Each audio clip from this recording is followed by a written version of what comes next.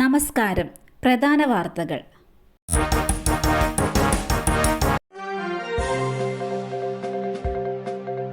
QR code വഴി തട്ടിയത് ലക്ഷങ്ങൾ. ദിയ കൃഷ്ണയുടെ സ്ഥാപനത്തിലെ മുൻ ജീവനക്കാർ കീഴടങ്ങി. നടൻ കൃഷ്ണകുമാറിന്റെ മകൾ ദിയ കൃഷ്ണയുടെ സ്ഥാപനത്തിലെ സാമ്പത്തിക തട്ടിപ്പ് കേസിൽ 2 മുൻ ജീവനക്കാർ കീഴടങ്ങി. വിനിത, രാധാകുമാരി എന്നീ പ്രതികളാണ് ക്രൈംബ്രാഞ്ച് ഓഫീസിൽ ഹാജരായത്.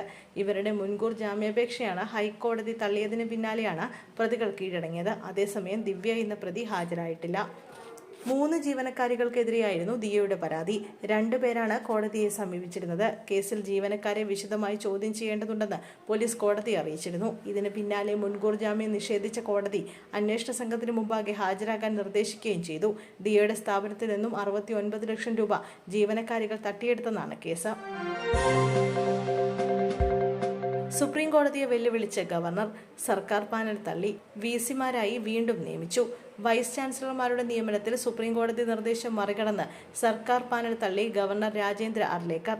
ഡിജിറ്റൽ KTU വിസിമാരായി സിസ തോമസ്, K ശിവപ്രസാദ് എന്നിവരെ വീണ്ടും നിയമിച്ചു.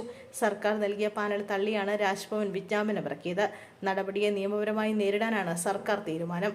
ഇതുവരെയും നിയമിച്ച നടപടി തിരുത്താൻ ചാൻസലറായ ഗവർണറോട് ആവശ്യപ്പെടും. സർവകലാശാല നിയമത്തിലെ 12ാം വകുപ്പ് പ്രകാരമാണ് നീക്കം. ബലാത്സംഗ കേസ്. JDS മുൻ MP പ്രജ്വൽ രേവണ്ണ കുറ്റക്കാരൻ. ബലാത്സംഗ കേസിൽ HD ദേവഗൌഡയുടെ ചെറുമകനും JDS മുൻ MPമാരുമായ പ്രജ്വൽ രേവണ്ണ കുറ്റക്കാരനാണെന്ന് കോടതി. ബംഗളൂരുവിലെ ജനപ്രതിനിധികളുടെ പ്രത്യേക കോടതിയുടേതാണ് വിധി.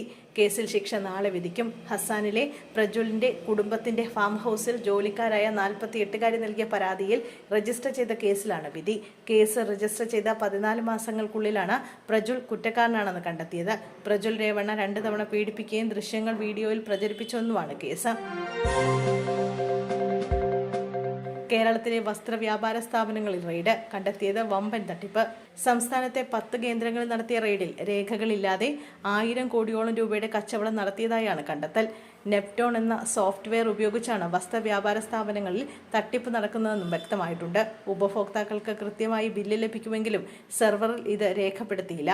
ഇതുവഴി ആദായ നികുതി വെട്ടിപ്പ് നടത്തിയെന്നാണ് കണ്ടെത്തൽ. ഇൻകം ടാക്സ് ഇൻവെസ്റ്റിഗേഷൻ വിഭാഗം കോഴിക്കോട് യൂണിറ്റിന്റെ നേതൃത്വത്തിലാണ് റെയ്ഡ് നടക്കുന്നത്. നെപ്റ്റോൺ സോഫ്റ്റ്വെയർ ഉപയോഗിക്കുന്ന സ്ഥാപനങ്ങൾ കേന്ദ്രീകരിച്ചാണ് ആദ്യഘട്ട അന്വേഷണം നടക്കുന്നത്.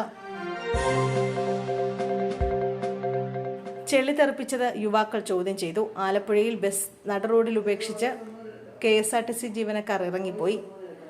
കോഴിക്കോട് തിരുവനന്തപുരം സൂപ്പർഫാസ്റ്റ് ബസ്സാണ് ഉപേക്ഷിച്ചത്. ബസ്സിൽ നിറയെ യാത്രക്കാരുണ്ടായിരുന്നു. അരൂർ എത്തിയപ്പോഴായിരുന്നു സംഭവം. ചെളിവെള്ളം സ്കൂട്ടർ യാത്രക്കാർക്ക് മേലെ തെറിച്ചതുമായി ബന്ധപ്പെട്ടായിരുന്നു തർക്കം. അതിന്റെ പേരിലാണ് ബസ് നടുറോഡിലിട്ട് ഡ്രൈവറും കണ്ടക്ടറും ഇറങ്ങിപ്പോയത്. മണിക്കൂറുകളോളം ഗതാഗതം കുടുങ്ങിക്കിടന്നു. യാത്രക്കാരും നാട്ടുകാരും പ്രതിഷേധിച്ചു. ബൈക്ക് യാത്രക്കാർക്കെതിരെ പരാതി നൽകാൻ ബസ്സിൽ നിന്നിറങ്ങിയ KSRTC ജീവനക്കാർ പോലീസ് സ്റ്റേഷനിലേക്ക് പോവുകയായിരുന്നു. തുടർന്ന് പരാതിയിൽ പോലീസ് ഇതുവരെ കേസെടുത്തിട്ടില്ല. ബസ്സിലുണ്ടായിരുന്ന ആളുകളുമായും നാട്ടുകാരുമായും പോലീസ് സംസാരിച്ചു. ബസ് ജീവനക്കാരുടെ പരാതിയിൽ കഴമ്പില്ലെന്നും കണ്ടെത്തി.